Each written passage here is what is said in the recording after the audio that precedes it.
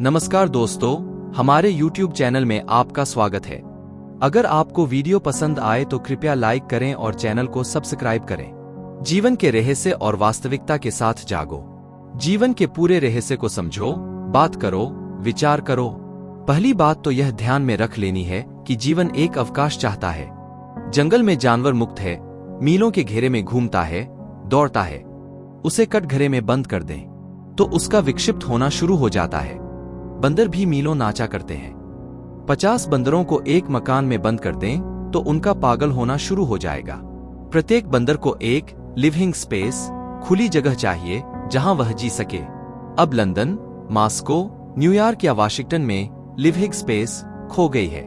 छोटे छोटे कटघरों में आदमी बंद है। एक एक घर में, एक एक कमरे में 10-10, 12-12 लोग बंद हैं।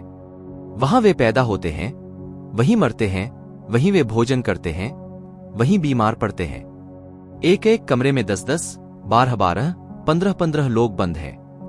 अगर वे विक्षिप्त हो जाएं तो कोई आश्चर्य नहीं। अगर वे पागल हो जाए तो कोई आश्चर्य नहीं। वे पागल होंगे ही। वे पागल नहीं हो रहे हैं, यही आश्चर्य है। इतने कम पागल हो पा रहे हैं, यही आश्चर्य है। मनुष्य को खुला स्थान चाहिए जीने के लिए, लेकिन संख्या जब ज्यादा हो जाए तो यह बुराई हमें ख्याल में नहीं आती। जब आप एक कमरे में होते हैं तब आप एक मुक्ति अनुभव करते हैं। 10 लोग आकर कमरे में सिर्फ बैठ जाएं, कुछ न करें तो भी आपके मस्तिष्क में एक अनजाना भार बढ़ना शुरू हो जाता है। मनोवैज्ञानिक कहते हैं कि चारों तरफ बढ़ती हुई भीड़ का प्रत्येक व्यक्ति के मन पर एक अनजाना भार है। आप रास्ते पर अकेले चल रहे हैं, कोई भी उस रास्ते पर नहीं है। तब आप दूसरे ढंग के आदमी होते हैं और फिर उस रास्ते पर 2 आदमी बगल की गली से निकलकर आ जाते हैं तो आप दूसरे ढंग के आदमी हो जाते हैं। उनकी मौजूदगी आपके भीतर कोई तनाव पैदा कर देती है। आप अपने बाथरूम में होते हैं, तब आपने ख्याल किया है कि आप वही आदमी नहीं होते जो बैठक घर में होते हैं। बाथरूम में आप बिल्कुल दूसरे आदमी होते हैं। बूढ़ा भी बाथरूम में बच्चे जैसा उन्मुक्त हो जाता है।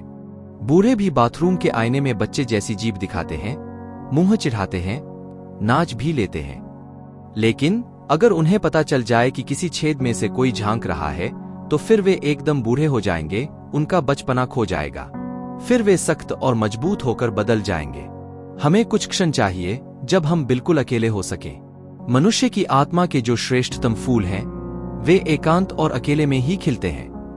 काव्य, संगीत अथवा परमात्मा की प्रतिध्वनि सब एकांत और अकेले में ही मिलती है। आज तक जगत में भीड़ भाड़ में कोई श्रेष्ठ काम नहीं हुआ। भीड़ ने अब तक कोई श्रेष्ठ काम किया ही नहीं। जो भी जगत में श्रेष्ठ है, कविता, चित्र, संगीत, परमात्मा, प्रार्थना, प्रेम, वे सब एकांत में और अकेले में ही फूले हैं। यह थोड़ी सी बातें मैंने कही। मेरी बातों को सोचना, मान लेने की कोई जरूरत नहीं, क्योंकि हो सकता है कि जो मैं कहूं बिल्कुल गलत हो।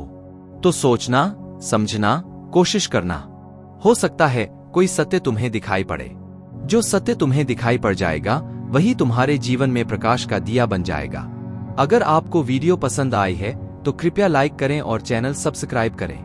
धन्यवाद। जय हिंद।